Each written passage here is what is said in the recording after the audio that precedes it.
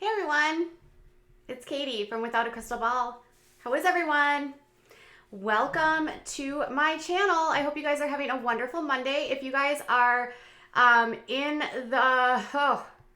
you are pulling double duty and you are a parent with a child that's in school and you are doing distance learning right now, my hat's off to you. We started today and this is going to be some work, but hey, we're going to do this. We can all get through this together, right? So tipping my hats off to all the mama bears and papa bears out there that are doing everything they can to not only work during this time, but also make sure that their kids are educated and stay educated. So welcome everyone to my channel. I hope you're having a great day. We're going to talk about the episode from last night, and I am so happy to have you here. I have been praying. Well, I don't really pray, but I've been hoping that this will stay online. We've been having some better luck with live streams lately. So let's talk about what happened last night on Sister Wives. So we actually are almost at the end of the season. Can you believe it? Last night was episode 14 and it was titled Baby Steps. The last episode next week will be the season finale. And then I'm assuming we will then move on to like the tell-alls. Last night's episode kind of split it into three separate storylines. We had Maddie, with her, like, almost kind of gonna have the baby, gonna not have the baby. Then we had Robyn and Kody with the whole house stuff, which we have been dealing with the entire season. And then the last part of the episode actually focused on Kody and Meri, which is probably going to be the meatiest part of this stream because I'm certain that's what most of you want to hear about. The episode was, I don't know, your typical Sister Wives, but,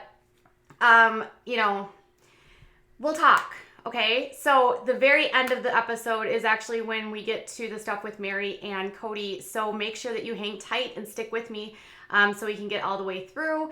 Thank you guys so much for being here too. And also make sure that you give this video a thumbs up. And if you haven't yet subscribed, please do so by subscribing down here. I'm going to try to be doing more lives as long as these work because this is my preferred way to interact with all of you. Okay, so let's start with the episode recap. And whoever gave me that, thank you so much, Meri, for your super chat. Okay, so last night we start with Maddie, and Maddie actually thinks that she is in labor. She says that she's having contractions, and she doesn't really know if she's ready to deliver yet. She has been staying at this center, which is about 2 hours from where she lives. Now, if you know where she and Caleb actually moved to North Carolina. He has a job there, and she is actually about 2 hours away from where they are going to have her daughter. So they stayed at a birthing center overnight. She is opting to use a birthing center versus a hospital. It'll still have all of the necessary things that she needs in the event that something happens, but she will also have a little bit more flexibility in how this delivery goes. She did not do a home birth for this baby because she could not find a practitioner in North Carolina to help her with that. Okay. So when she actually gets to see her midwife, she tells her that she's been having some contractions, she's having some back pain. She really wants to go home because she feels like the labor has stalled. So she kind of is in this space where she's like, the baby's getting ready, but all of this stuff isn't actually preparing her body for delivery.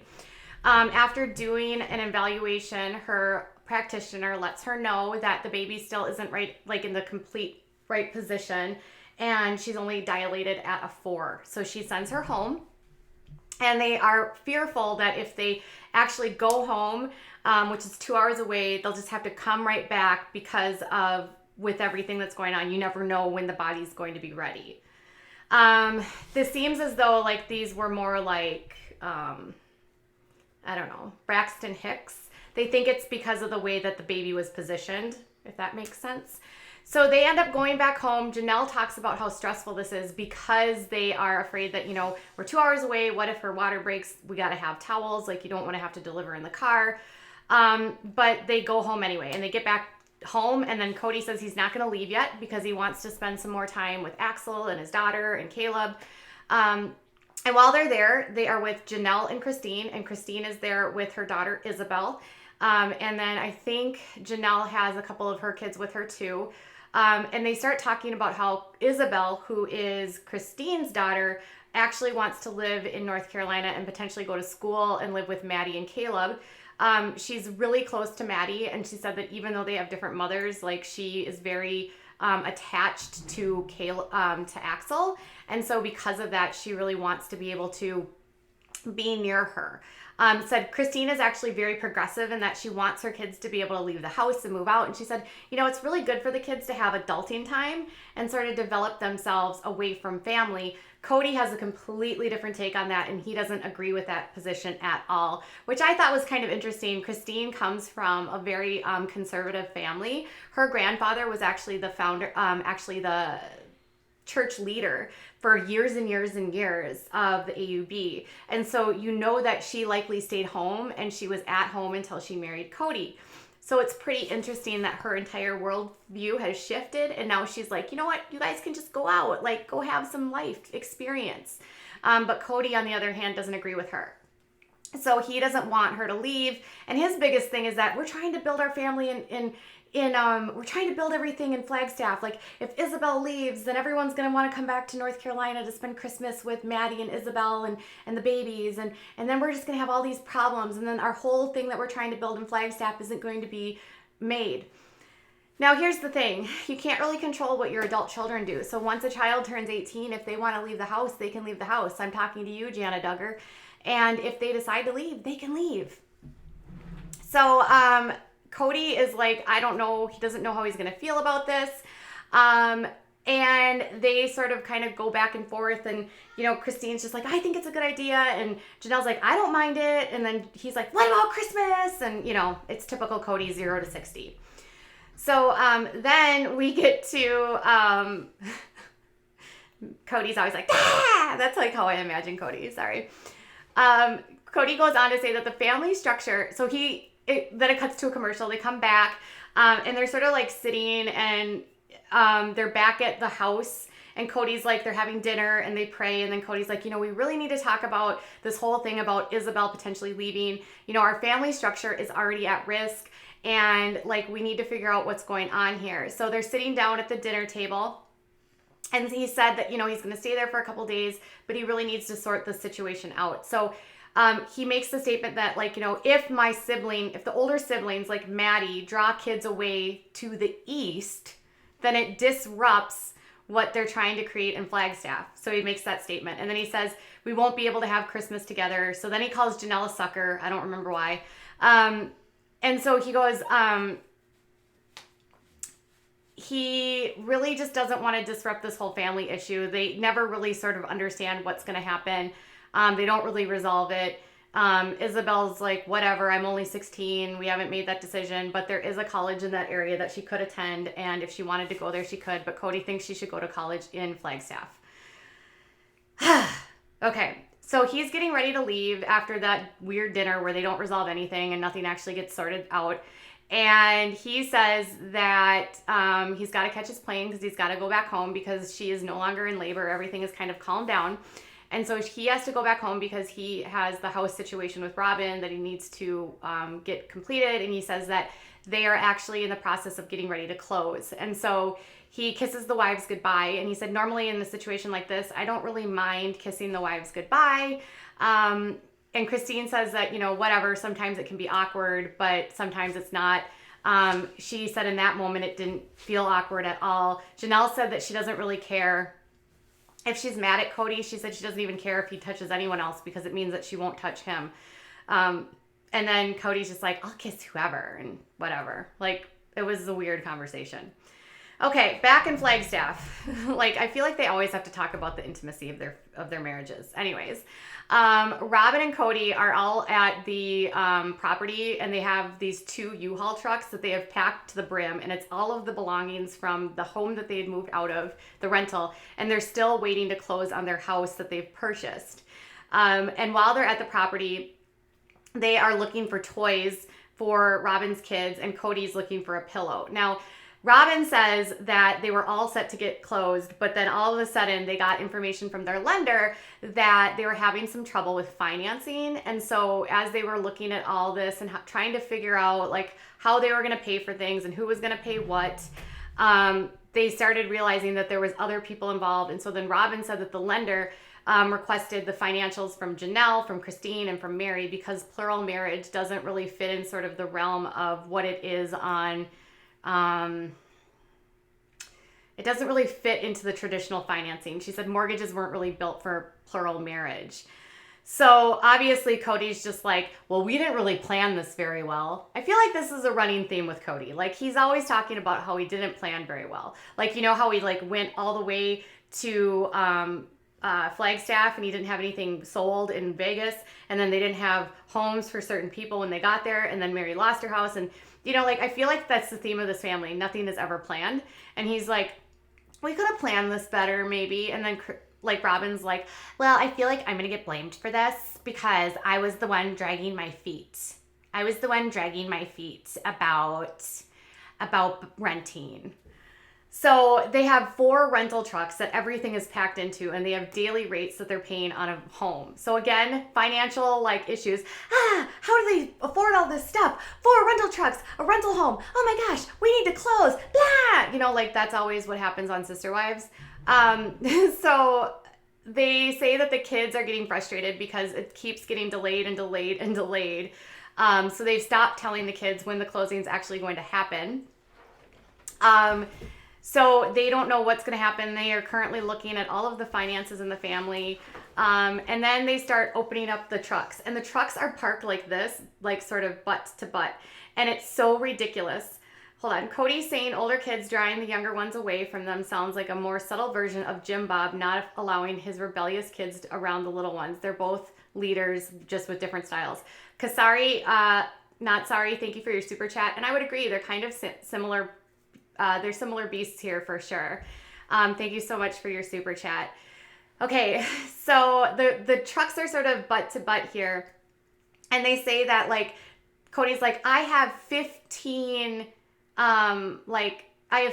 pillows, and since I've moved to Flagstaff, I haven't been sleeping very well, and I use these specific pillows, and these pillows help me sleep. Well, now I can't find my pillow. And then Kody's like, just call me Princess with the P. Like he literally called himself a princess. It was kind of hilarious because I feel like a lot of you guys in comments are constantly like, Kody is such a drama queen, or he's such a diva. And I think he literally admitted last night that he is totally a diva. And so he's trying to look in the trucks, but the trucks again are like parked butt to butt like this, and they're packed all the way to the top. And there's absolutely no way that the way that these are parked that they're going to be able to actually get inside and get anything out, which makes me believe that this whole driving there to get the pillows and get toys was just completely staged for them, because they didn't accomplish anything. And it was probably just, hey, let's go out to the property. The producers were probably like, hey, let's go out to the property and you guys can get into a fight about your belongings and you're going to just talk about moving again. Like, because that's all they do on this show. So after they don't find anything, Robyn's like, oh, everything's packed. At least we know that everything's in there and not melted. And, you know, that's when Kody starts talking about, you know, planning better and Robyn's going to get blamed and blah, blah, blah, blah, blah. And then Robyn asks if they can actually get an extension for the trucks because they only have 5 more days. And so he's like, well, let's not get the extension yet because we'll just see what happens. And this is where it all comes together. She's asking for them to plan to get an extension on the trucks. And he's like, let's wait and see. This is why they always end up in these situations, because he doesn't plan. He just goes by the seat of his pants and he doesn't think about anything. So they are like trying to figure out what's going to happen. They don't really settle anything. He's like, Kody starts saying that, you know, they're going to like, he's going to like pitch a tent for Robyn on the property. Like that's how much he doesn't care about what's happening. And he's like, I'm more than willing to pitch a tent for you out here. And then Robyn's like, I'm not going to live in a tent. And he's like, I'm kidding, love. And then she walks away and she's like, I can't handle you right now, Kody. I'm so done with you, Kody. It was all very just ridiculous. And meanwhile, she's still saying that she's looking for rentals. Seriously. Okay. So So that's done with that storyline. Now here comes the juicy stuff, you guys. Okay, so we're going to go to Kody and Meri. Why you all are here. So Meri says that they are actually going to take a trip to Las Vegas to see their therapist, Nancy. And she says that their relationship has been rocky for a while, and on occasion, they make decisions to sort of address the issues and see her. Meri says that we can get a little bit deeper, like she wants to get deeper in the relation. Like Kody says that Meri wants them to get a little bit deeper and that she wants more. And he admits that they can't continue to keep scratching the surface of their relationship, and then Meri admits that seeing Nancy can help them figure out what's going on. And then Kody says to sort of take the temperature of what's going on in the relationship. Meri admits that if she could, she would see Nancy probably every other week. She also said that she doesn't want to push it because she doesn't feel safe pushing the status of the relationship. And Nancy says when they finally get there and sit down, like, oh, how are you guys? Well, currently you're not usually good if you're coming to see your therapist. And Kody like makes the comment like, well, if we're actually working on this relationship, it's a good thing. Like we want to get better. We want to get healthier. And then when she sits down, she's got this big folder full of paperwork, and she's like, this is the biggest folder I have of any of my clients. Which I'm sitting here thinking, going, okay, Nancy, you work as a therapist. You've been a therapist for years, and you're telling me that a file this big is the biggest file of any of the couples that you've ever had. I don't believe you at all. And Meri sort of laughs, and she's like, well, that's either we're stupid or we're pressing through and persevering. So when they finally do sit down, Nancy wants to know what's going on with them. And, Meri sort of starts out and goes, well, we're acting kind to each other. We've gone out on dinner a few times, and they haven't seen Nancy in a year and a half. So in a year and a half, Meri admits that her and Kody have spent like maybe 2 dinners together, but they aren't really working on their relationship, and they are kind of nicer to each other. And then Kody like completely interrupts her, because that's what Kody does. Like all Kody does is interrupt her. And he says that, sorry, my phone keeps beeping. He says that we are family, but we're not acting married. So basically like they're 2 divorcees and they're living sort of near each other, but they're not actually, they can't get away from each other. Okay. So when Meri opens up, she says that Kody has said that he doesn't want to move forward until her relationships with others in the family are resolved. And then Kody says that this family is really large and intertwined, and that in order for the family to be whole, Meri needs to work on her relationships with the older children. So apparently she has some conflicts with the older kids that are not hers, like not Mariah, but like they had a picture up of like Logan and Maddie and Aspen and the 2 other older kids, Kelty or whatever, and the other boy, I can't remember what his name is, the blonde boy, Gabe's older brother, Janelle's son. Anyone remember what his name is? Anyways, apparently she has some stressful relationships with some of them. And I will note that last year there was actually this like blow up on social media between Maddie and Meri.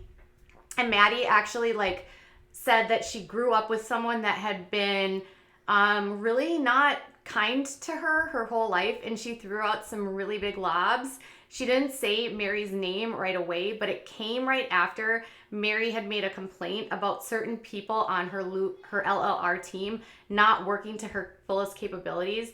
And it was also after Christine had announced that she was going to be starting to sell, and Maddie was somehow involved in this. I can't figure out how, but Maddie is close to Christine. I don't know if Maddie was selling too. Maddie's sister sells as well. But with all of that being said, Janelle's daughter. No. I'm sorry, Maddie is Janelle's daughter. Christine's daughter also sells. So I don't know what it was, but she made these statements and then she deleted them, and then she deleted her social media, which had everyone thinking like Maddie and Meri have a really bad relationship. And then if you know, Meri was not at the birth of her son Axel, and she was also not at the birth of this the newest baby Evie. So with all of that being said, Kody says that there's relationships here that are damaged, and specifically with the older children. She says that, like, Kody says that he's waiting for something to change with the other relationships. So he says that some of the relationships with the older kids are good. And then Meri goes on to say that some of the older relationships with the older kids are good, and then some are not so good. And some of them have conflict. Which it was all super vague. Like, the whole conversation they had with Nancy was just incredibly vague from start to finish. Like, I was like, okay, so you have conflict with some of the kids. You don't say who the kids are, and you don't say what the conflict is. You don't say what the specific issues are that are causing the conflicts, or how you're going to resolve these conflicts. And it all just sort of gets like moved over and glossed over. They don't resolve that situation. And then Kody says that, you know, Meri has really great relationships with everyone outside of the family. And, you know, she's got great business cohorts. She has all of these friends, but she doesn't have any good relationships within the family.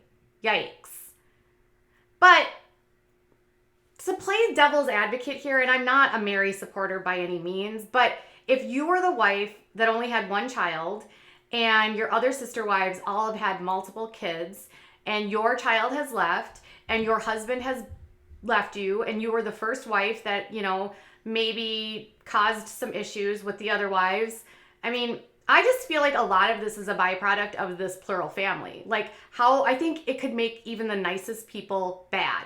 I think, you know, nobody should be put in a situation where they're forced to deal with their husband's kids from another marriage. You know what I mean? Like, how many of us in a natural setting would embrace this and be like, yeah, like, you can totally have this relationship. I'm going to totally embrace these kids who were you had while you were still with me. I think that would make anyone like go, you know, lose it. But in this situation, they all say it's, you know, it helps them be better people. I mean, think of that for a second. This is going to help us be better people, to allow our husbands to cheat on us and have families that he can't provide for. And then I'm just supposed to be an easygoing mama that's like, I love you guys, even though you're friends, even though you're the babies that my husband had when he was with another lady. No. Anyways, I digress. So Nancy says that they haven't accomplished anything. Okay, so in 18 months, and she said it's wasted time. And then Kody says that he doesn't want to have a relationship with Meri because of the deep hurt that's been caused in relationships. They also say that their relationship is actually over. So Meri makes the comment that, like, our relationship is done. It's over. It's over. Like, that relationship no longer exists anymore. We are done. And Kody says that we are done. So Kody says that, you know, it is over, but he wants to move forward. So he's like, what do we do about moving forward? And how do we get past where we are? So when Meri starts talking about sort of where they are in their relationship, she says that, wait, hold on.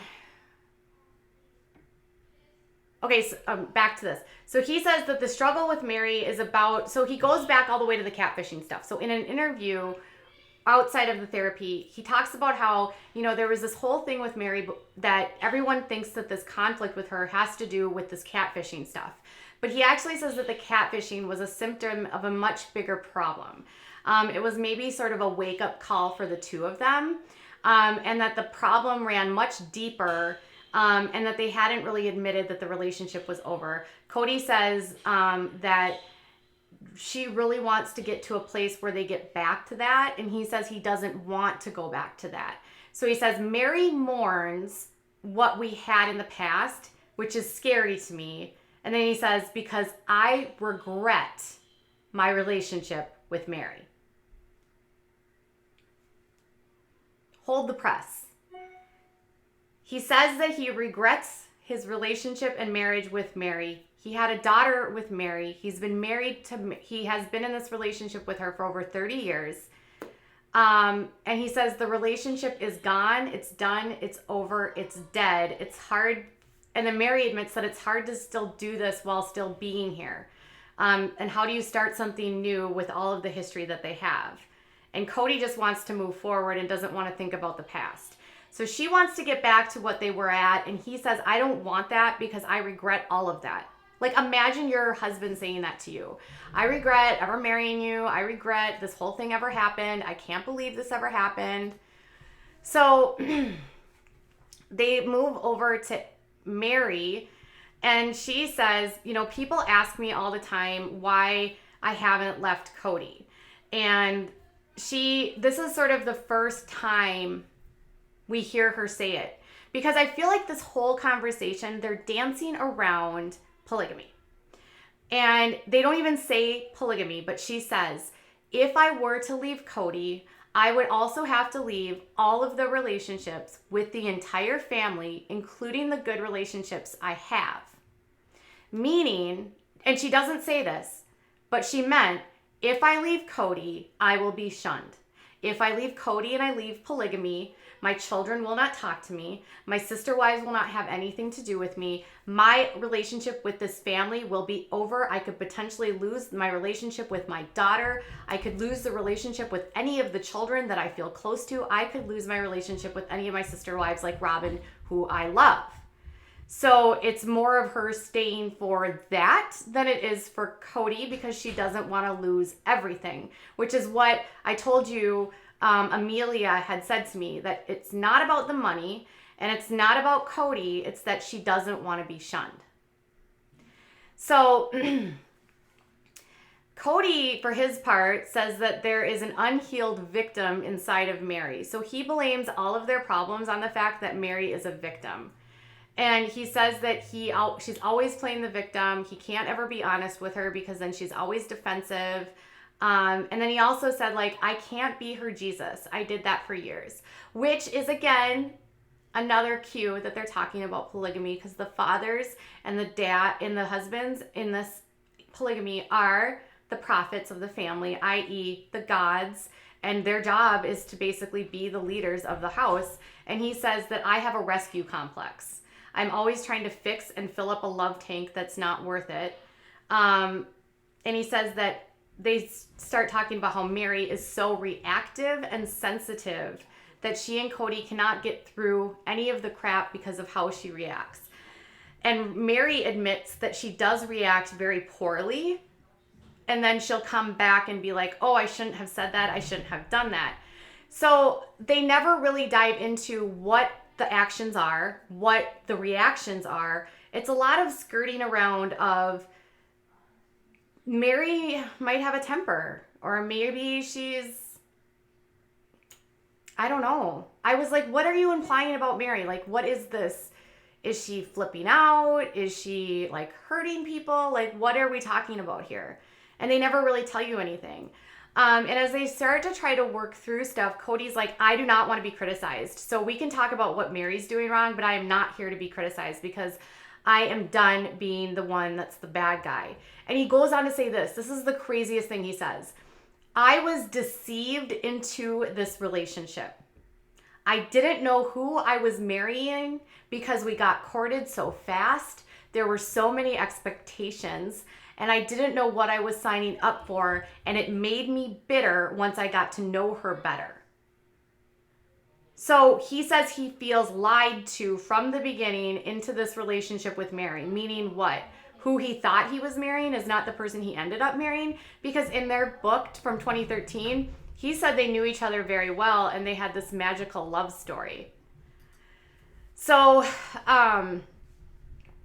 then they go on to say that he goes on to say that his, like, the relationship over time got so toxic that he implies that the divorce for him was a way for him to break free from the relationship. So he's like, I thought at one point I was actually going to be free from this, and I did everything that I needed to do, and I took those steps, but I actually can't leave because of the covenants I made and the moral responsibility that he has.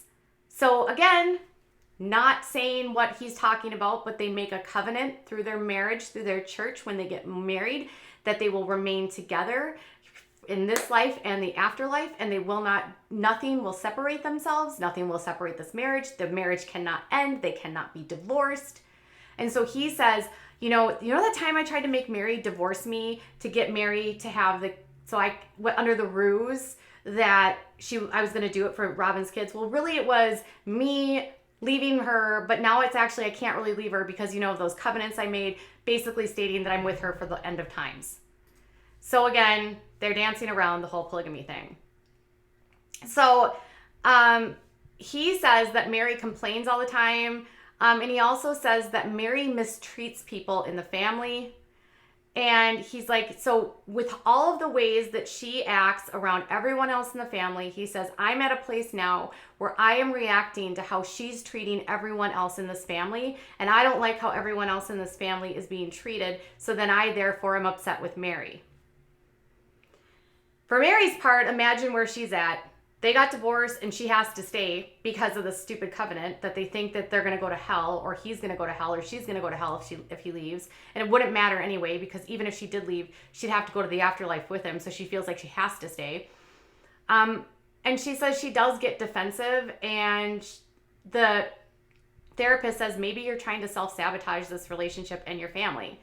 So she tries to work through this exercise with them. And I'm sitting here thinking, like, how is it fair that it's all Meri's fault? Because Kody literally could let her go if he wanted to, but he won't, because then he would be the evil husband and he would lose his spot in heaven. And so instead, he's like punishing her, which then makes her angry and her resentful, which probably makes her lash out. And it's like this never-ending cycle. And she wants what they had. He says he regrets it and didn't want to ever marry her to begin with. Like, yikes. How is that safe for anyone to be in? So Nancy's like, okay, we need to figure this out. And so they do this exercise where they go through 4 different quadrants, and they have to talk about important traits that they want in a relationship in the bottom. And so it's like sort of like an X like this. And they talk about what they want. Meri wants kindness, someone who's genuine, and has constant interaction. Meaning like, I never see you, Kody, so I need to be in an interactive state with you in order to have this relationship. And then Cody's like all business-like, and he's like, kindness, integrity, trust, compassion. I could go on and on. Do you have all day? I could keep telling you the traits I'm looking for. And then they go through the attitudes and thoughts and feelings that prevent them from achieving what's on the right. And Meri says that she's fearful. She doesn't trust. She doesn't allow herself to be vulnerable. Can you imagine trying to make yourself vulnerable with someone like Kody after what he did? I can't. She's got pride. She says she has a fear of loss. And she says she knows that she's not close with the family, but the reason why she's not close with the family is because if she's in a setting where her safety, which would have been Kody, is gone, and she has nobody else in the family where she feels safe, she says she gets panicked and anxious, and that causes her to then withdraw and lash out.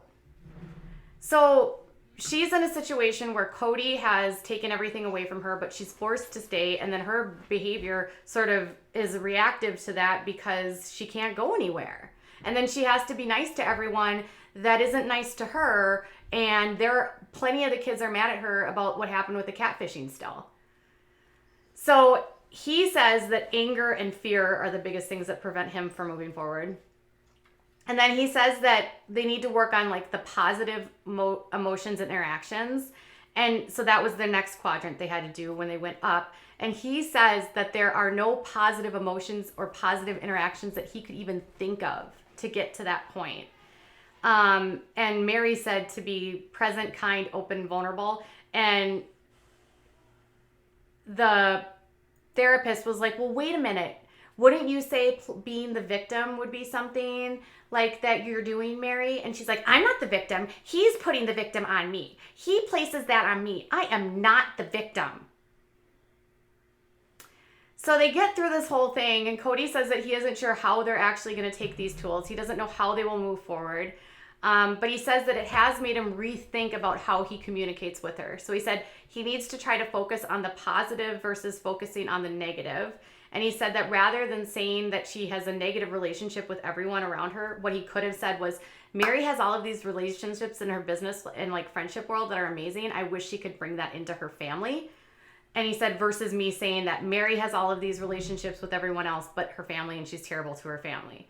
So Kody was actually like sort of recalibrating everything in his mind. Meri says that she doesn't think either of them, she's not sure that either of them are going to be willing to move forward to make this work. And she admits that she might even put up a wall immediately to like protect herself. And finally, Nancy says what so many of us were already thinking. She says, Meri and Kody, you are two incredibly controlling people. Ding, ding, ding, ding, ding. This is what I said a few weeks ago.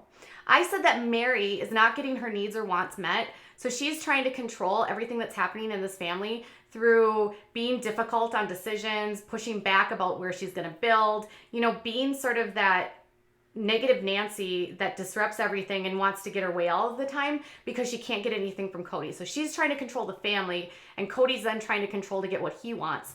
And she says, Kody, you're funny and charming, and I think you never have a problem getting what you want. And when it comes to Meri, she says you're protective and highly controlling of your family and your protective issues. And Meri admits that she is protective of her environment, the people that she loves, the family, and herself. And she is doing that to make sure that all of that stays safe. And they don't really know what's going to happen. And the relationship has just gotten worse and worse and worse over the years.